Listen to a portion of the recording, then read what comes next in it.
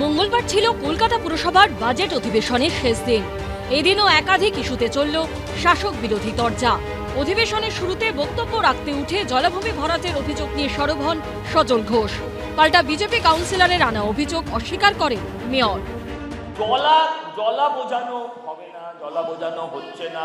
আনন্দপুরের জলাটা যদি বোঝানো না হতো তাহলে ওখানে 27 জনক 40 জনক মানুষের মৃত্যু হতো না স্যার। এরপর তর্কের বিষয় হয়ে ওঠে কুর্সি। আমি অপোজিশন ওইখানটা বসতাম, যেখানে সজল বছর ঠিক ওই চেয়ারটা আমি বসতাম। তোমরা এখানে আসতে পারবে না, একটা কারণে তোমরা আসতে পারবে না, সেটা হচ্ছে যে তুমি তোমার সংস্কৃতি চেঞ্জ করেছো। গান্ধীবাদ, সুভাষবাদ, জিন্দাবাদ বলো। যাই হোক কংগ্রেস থেকে বেরিয়ে এসে সিপিএমের বিরুদ্ধে লড়াই, কংগ্রেস মারছে সিপিএম মারছে। সেই সময় কিছুদিন আমাদের অটল বিহারী বাজপেয়ীর সাথে আমাদের একটা ছিল। তার মানে এই না যে আমরা বিজেপি করেছি।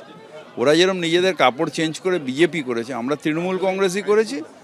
দরকারে আমরা কিছুদিন অ্যালায়েন্সে ছিলাম, স্যার। আমরা ইউপিএ যেরকম অ্যালায়েন্সেও তো আমরা ছিলাম, বহুদিন ছিলাম। না মেয়র হবে না, কোনোদিনই মেয়র হবে না। আমার দল আদর্শচ্যুত হয়েছিল, মেয়র আদর্শের কথা বলছেন। আমার বক্তব্য হচ্ছে আজ থেকে 15 বছর আগে, 20 বছর আগে তখন কি বিজেপি গোটসেবাদী তখন ছিল না? যদি ছিল ওনার কথা অনুযায়ী, আজ যদি থাকে তাহলে তখনও ছিল। তাহলে সেদিন গোটসের হাত ধরতে ওনার যন্ত্রণা হয়নি, গোটসেকে তখন সমাজসেবী মনে হয়েছিল, আজকে গান্ধীজির খুনি মনে হচ্ছে। জোট থেকে দল বদলু, নানা ইস্যুতে চড়তে থাকে তরজা। শোনো, কারোর সাথে জয়েন্টলি যাওয়া মানে নিজের আদর্শ ছাড়া নয়।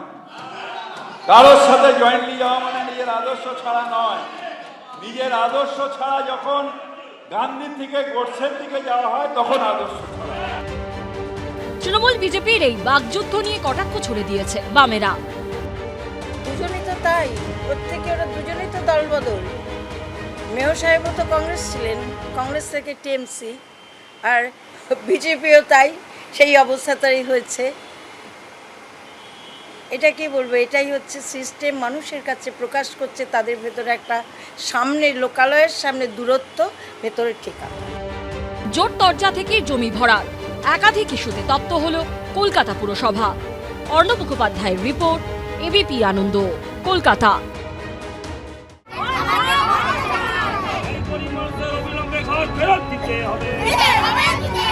প্রধানমন্ত্রী শহর আবাস যোজনায় তৈরি ফ্ল্যাট বণ্টনে স্বজন পোষণের অভিযোগ, আর তা নিয়েই সোমবার দুর্গাপুরের নবীনপল্লীতে পথ অবরোধ করেন স্থানীয়রা।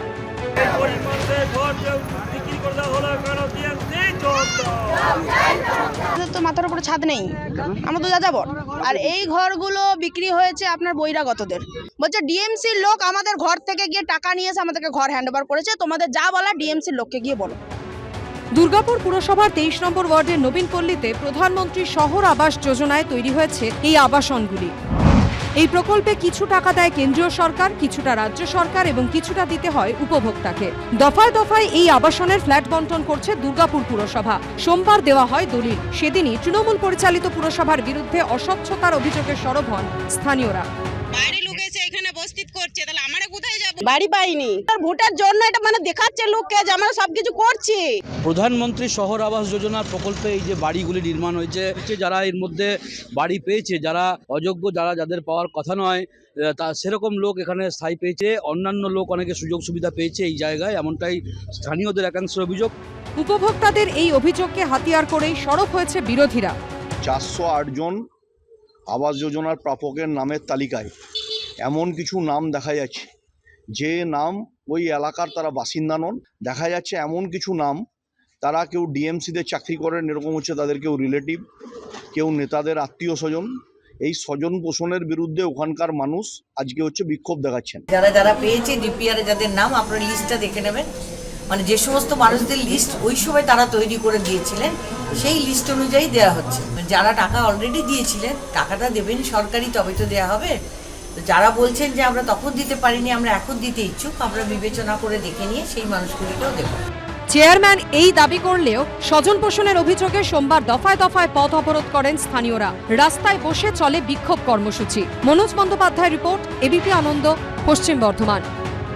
এবিপি আনন্দ, এগিয়ে থাকে, এগিয়ে রাখে।